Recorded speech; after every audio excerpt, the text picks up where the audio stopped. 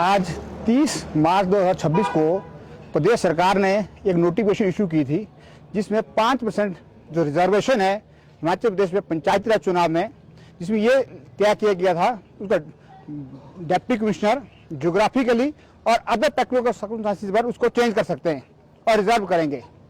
हमने कोर्ट को यह अवगत कराया कि भारत के संविधान 243D और पंचायती राज एक्ट और रूल्स के बिल्कुल कंट्रेरी है। कहीं भी इस तरह का प्रावधान माननीय जिलाधीश महोदय को नहीं दिया गया है।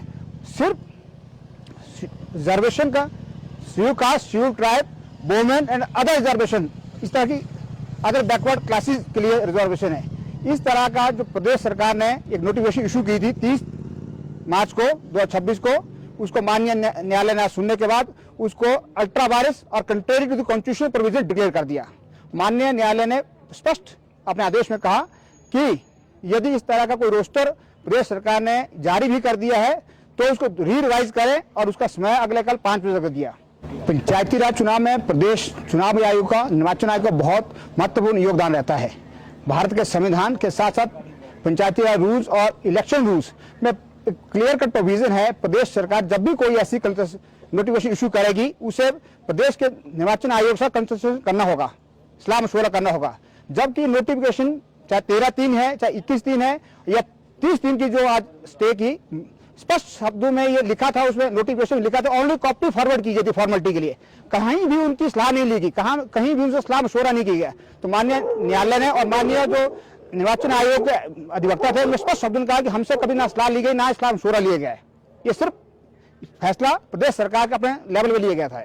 देखिए, क्या अब फ्रेश रोस्टर जारी होगा? रोस्टर के संदर्भ में आज क्या कहा गया है, थोड़ा सा सिंप्लीफाई करके बताएं। माननीय न्यायालय ने बड़ा स्पष्ट शब्दों में कहा कि जो आज रोस्टर इशू किया है 30/3 की नोटिफिकेशन को मद्देनजर रखते हुए सरकार ने उस रोस्टर को स्टे कर दिया है। ऑनली क्वा यदि इसमें डिप्टी कमिश्नर ने अपनी शक्ति का उपयोग करके 5% जो सीटें रिजर्व की है उनको सेट असाइड कर दिया है। दोबारा से अगले कल तक का समय दिया 5 बजे तक का, क्योंकि आपको अवगत होगा उससे पहले भी माननीय न्यायालय में यहाँ आए थे डिक्कन कुमार मजिस्ट्रेट।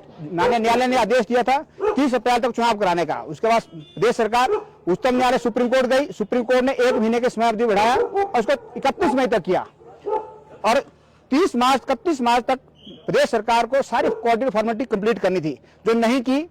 कुछ दिन पहले 30-31 तारीख को प्रदेश उच्च न्यायालय ने एक फैसले में कहा कि इसको 7 तारीख तक कर दो। 30 तारीख को ही प्रदेश सरकार एक फैसला करती है जिसमें 5% रिजर्वेशन डिप्टी कमिश्नर को राइट देती है कि वो रिजर्व करेगा।